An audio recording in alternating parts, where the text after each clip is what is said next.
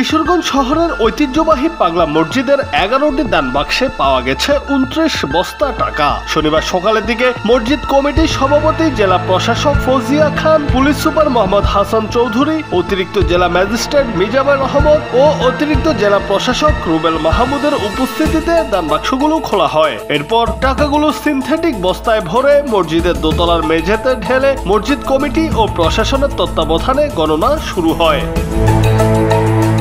টাকা গণনার কাজে অংশ নিয়েছেন পাগলা মসজিদ কমপ্লেক্সের নুরুল কোরআন হাফিজিয়া মাদ্রাসার 128 জন ছাত্র, 35 জন শিক্ষক ও স্টাফ, আল জামিয়াতুল ইমদাদিয়ার 150 জন ছাত্র, রূপালী ব্যাংকের 75 জন স্টাফ। দেশি মুদ্রার পাশাপাশি পাওয়া গেছে বেশ কিছু বিদেশি মুদ্রা এবং সোনারূপার অলংকারও। কেউ কেউ 500 টাকার নোটের বান্ডেলও দান করেছেন।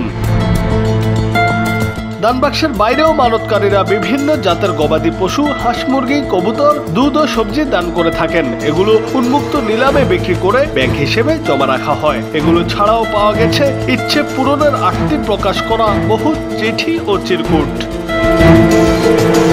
সর্বশেষ 17 আগস্ট দান বাক্সে পাওয়া গিয়েছিল 7,22,13,046 টাকা, সঙ্গে বেশ কিছু বিদেশি মুদ্রা ও সোনারূপার গহনা। প্রতি 3 মাস পর পর দান বাক্স খোলা হয়, তবে এবার খোলা হয়েছে 3 মাস 13 দিন পর। জুনায়েদ আহমেদ, বাংলা টিভি।